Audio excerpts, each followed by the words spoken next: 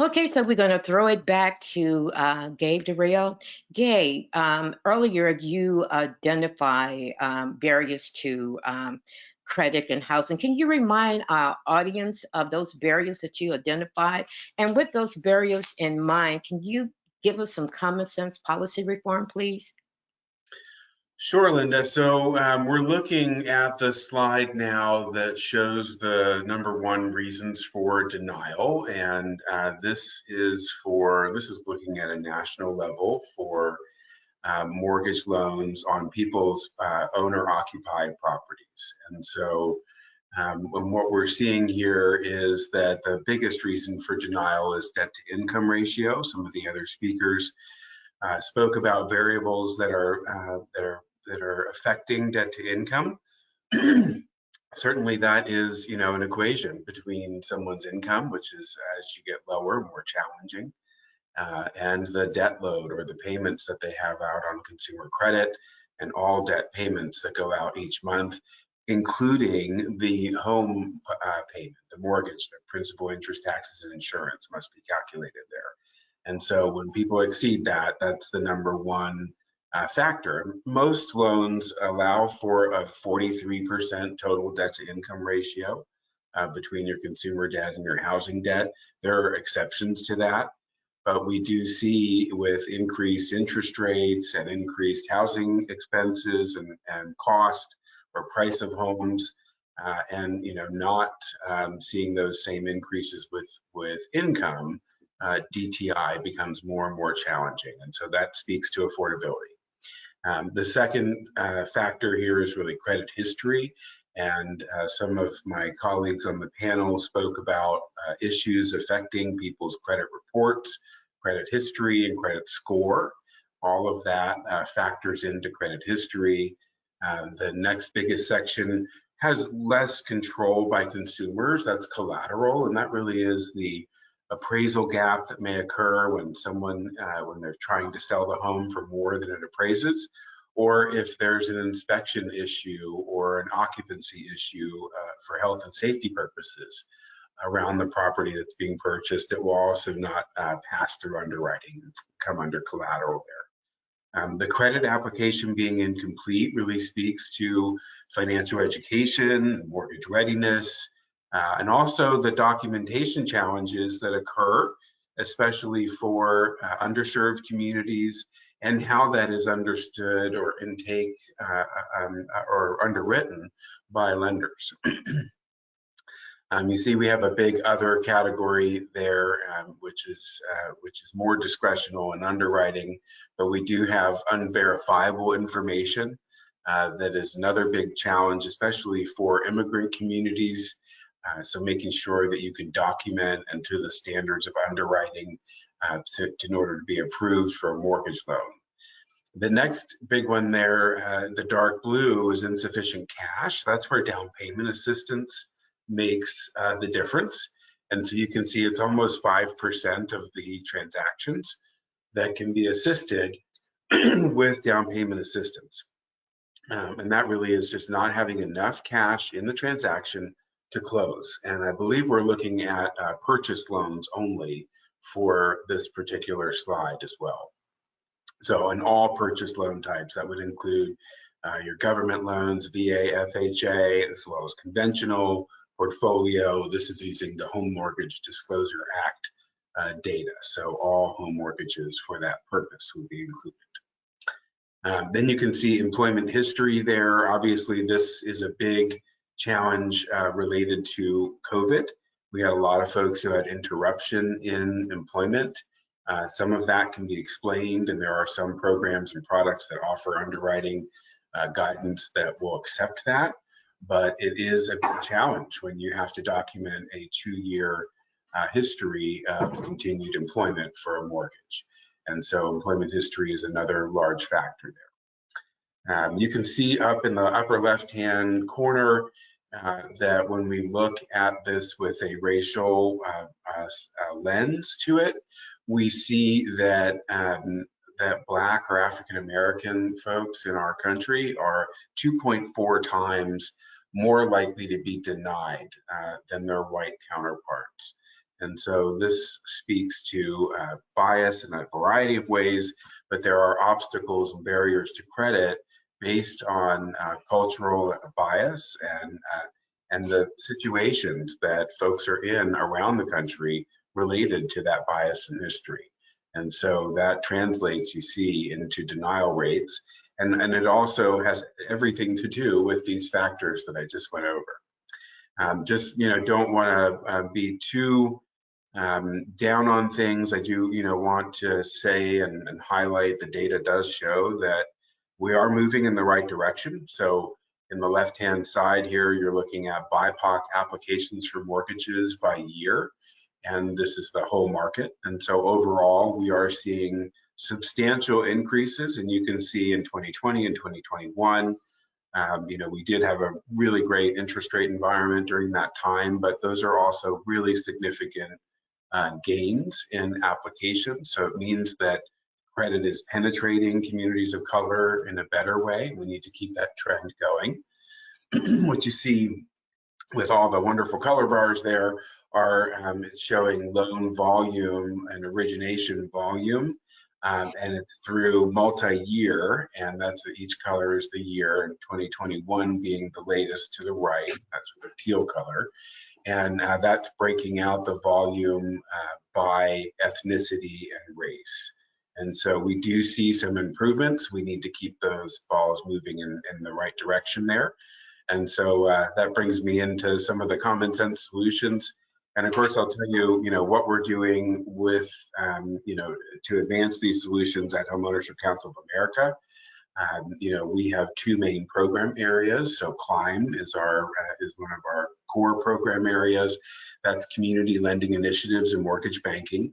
That's how we work with nonprofits, CDFIs, mortgage banks, credit unions, investors, home builders, you name it. We have worked with the folks. We've worked with at least 60 nonprofit organizations, helping them increase their lending offerings, and many to become mortgage brokers.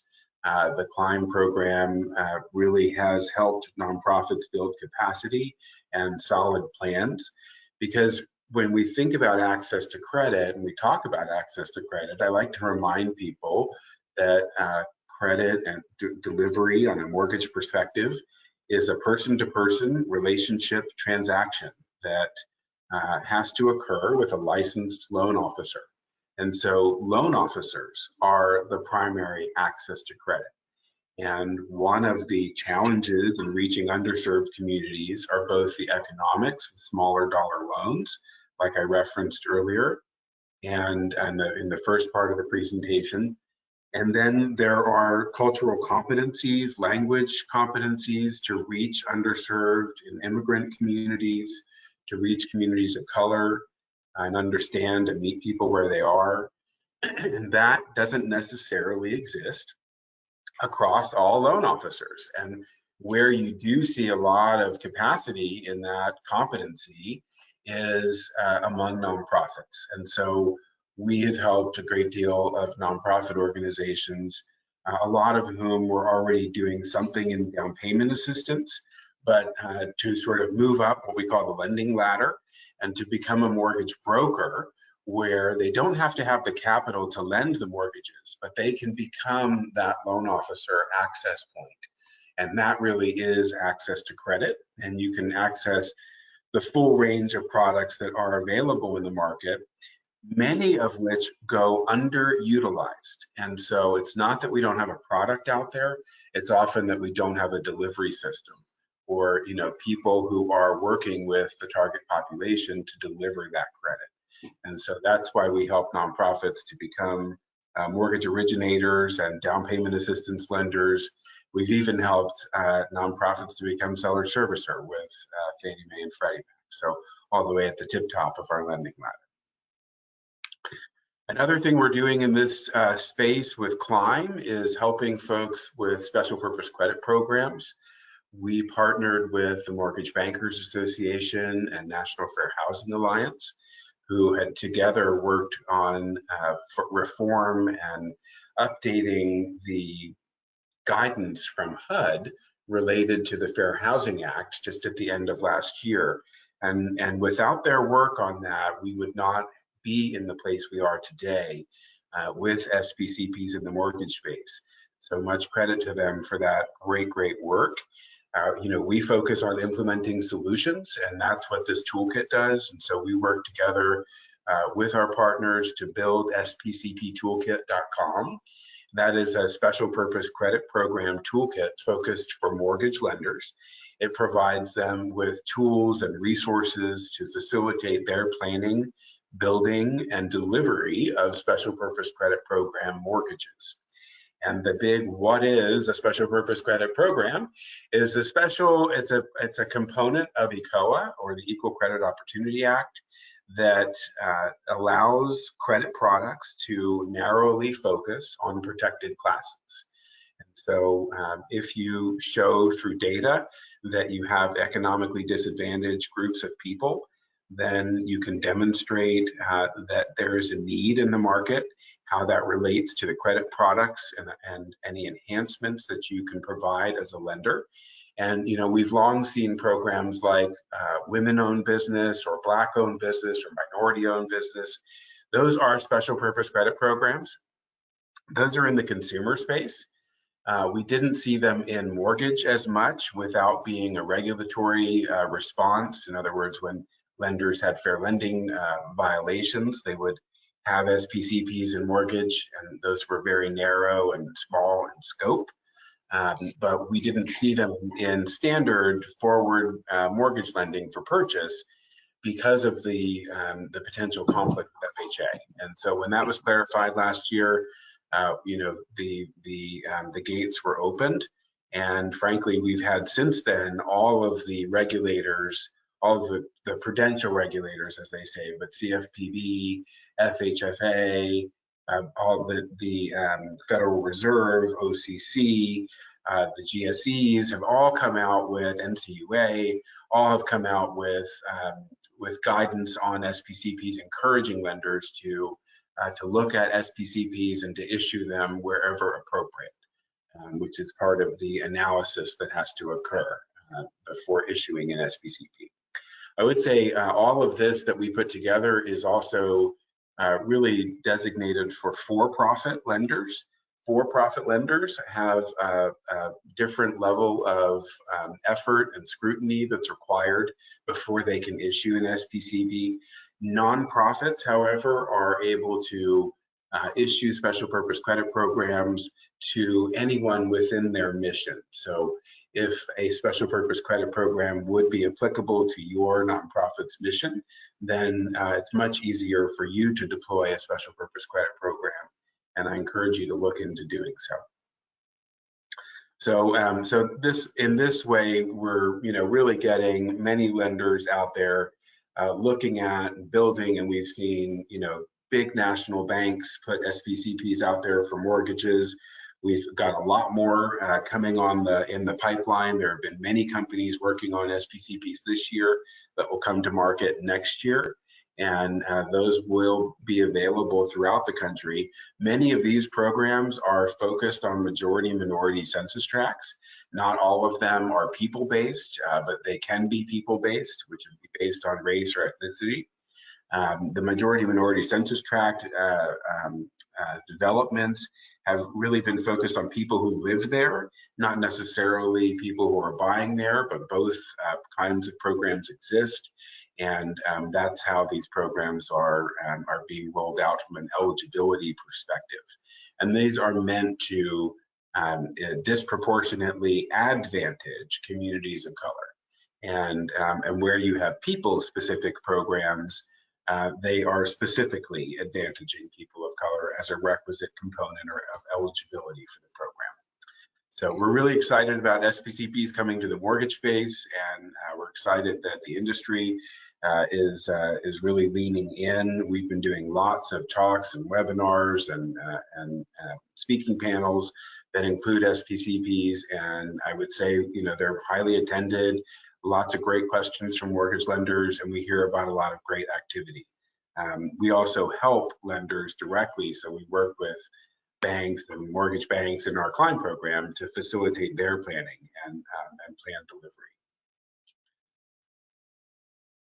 Next, I wanted to mention here, just a little bit on that cash to close for all the nonprofits out there that do down payment assistance, and you can do more in this space.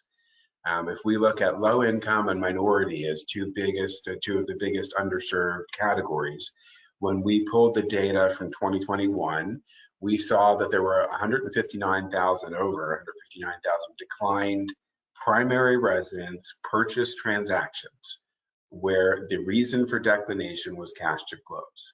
And so that's where down payment or closing cost assistance makes a difference. And 8 out of 10 of those transactions were to a low income or minority home buyer. And this is, 100, which translates to 127,200. So 127,000 times we had a low income person or a minority buyer in a purchase transaction of a real home that existed in the market where they had the ability to repay, had gone through all of the hoops to get approved for their mortgage, gotten helped by a realtor, found a home in the market so many times over. But because they didn't have enough cash to close, the transaction did not close. And so they weren't able to buy that home. And that is $42 billion in volume. And it's a lot of lost opportunity. So we encourage nonprofits out there to continue working on down payment assistance. And we are doing so ourselves. So this is our other main program, I would say our equity programs, but we've come out with this first product and piloted this year and expanding it in 2023. This is an SPCP, down payment assistance program. We call it Equity DPA. And we work directly with lenders and donors, and we facilitate the delivery of our special purpose program, which provides forgivable down payment assistance for up to 3% of the transaction or $9,000, whichever's less. And this is rolling out with partners all around the country in 2023. We've piloted it in 4 states with about 5 lenders this year, and we're really excited to roll this out. And it's a great example for anyone else who is in this space, frankly. From a nonprofit perspective, if you want to do this in a local market, you certainly could. And we're providing an example of a product that helps both low income and BIPOC individuals to purchase their first home.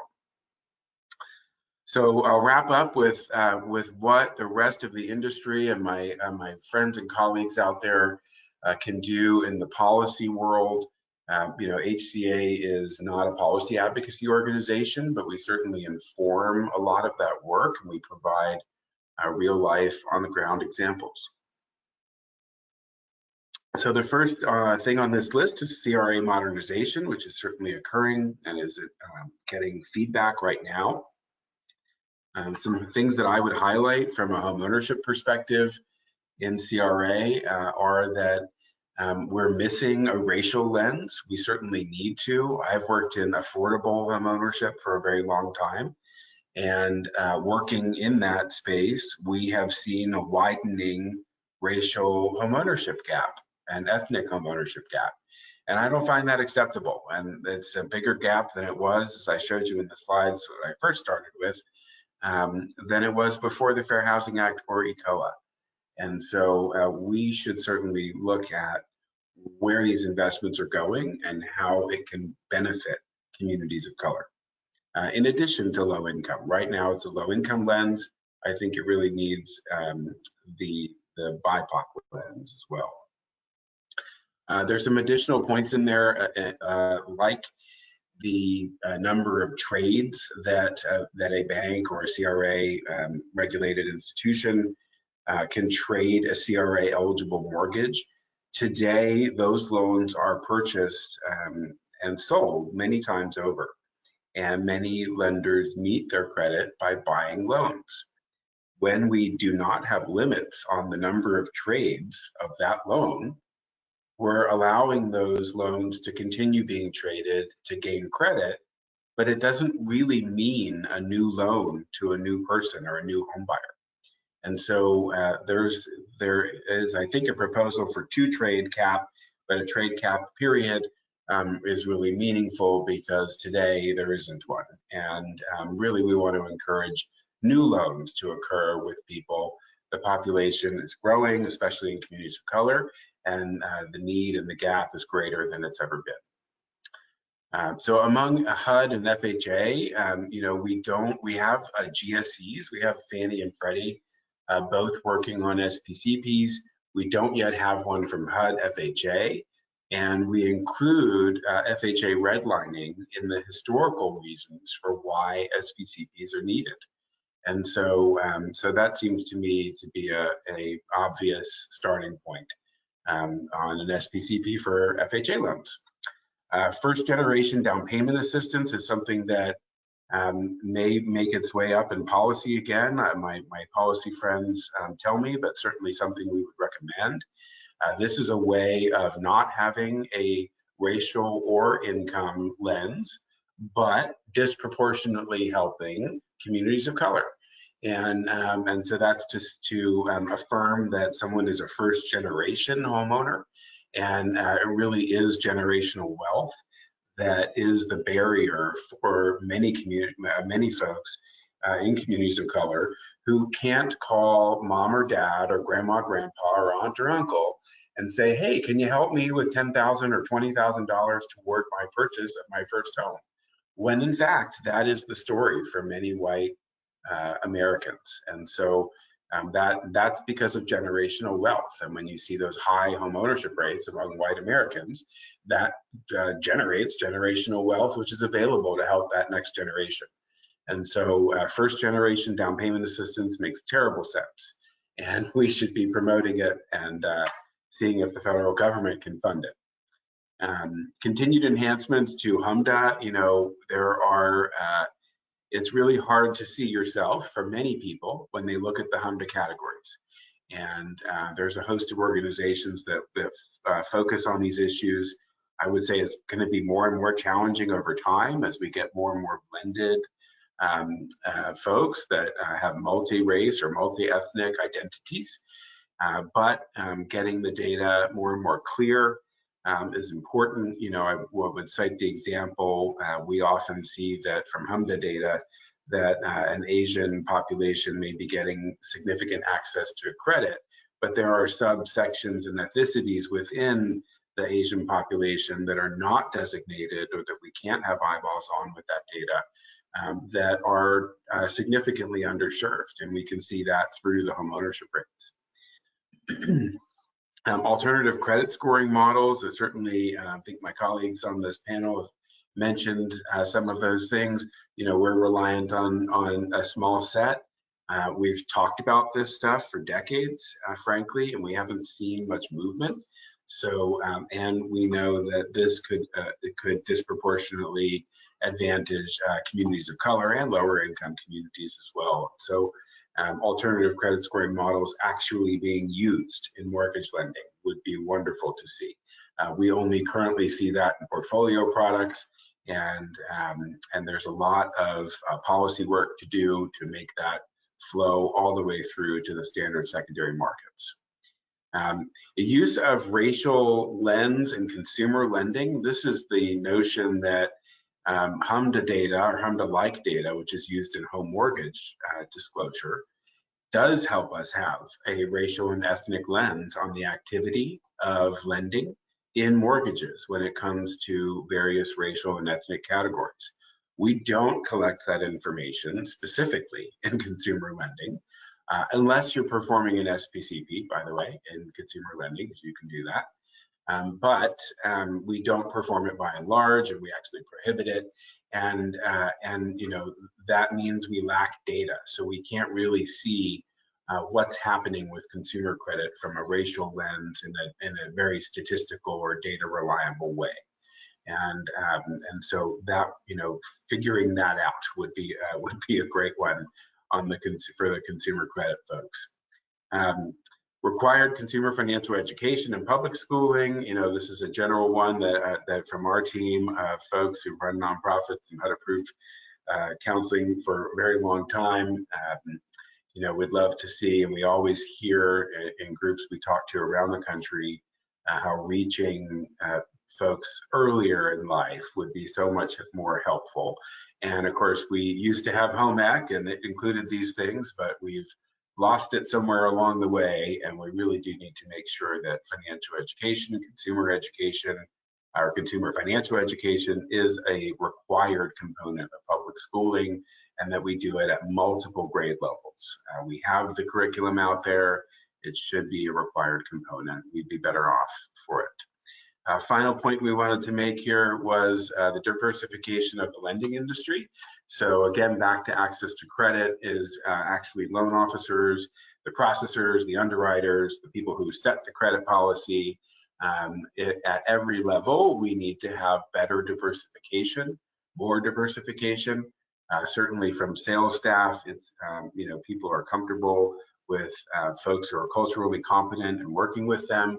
So that's a really key area, is that loan officer staffing, but really at all levels in the mortgage lending operation, we need more diversity. And many of you have seen stories probably around appraisals, appraisal industry included. So we've seen significant demonstration of appraisal bias from a racial and ethnic perspective. And it's really the diversification of that industry that will eradicate that bias. So, we certainly promote that. We're gonna keep doing everything we can to inform all the advocates out there, and really to assist both nonprofits and for-profits throughout the industry in implementing these solutions.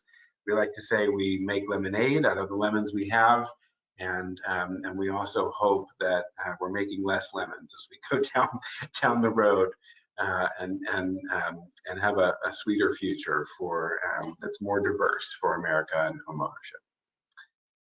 So thanks for having me, Linda and Nelson. If you have any questions from the audience you want to share, happy to. And for more information or some of our publications, you can go to homeownershipcouncil.org and find out information about our programs.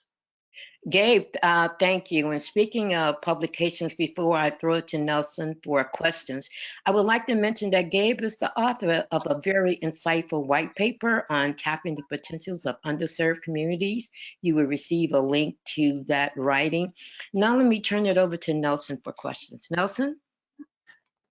Hi, thank you, Linda, and thank you, Gabe. Yeah, we do have just a couple of questions for you, Gabe, that came in earlier. And somebody asked, whether the statistics that you mentioned were based on conventional, like Fannie Mae, Freddie Mac loan mortgages, or did they also include FHA, VA, USDA loans? So they included all loan types, and what we did was we narrowed to owner-occupied purchase loans, so that we're seeing the home purchase market.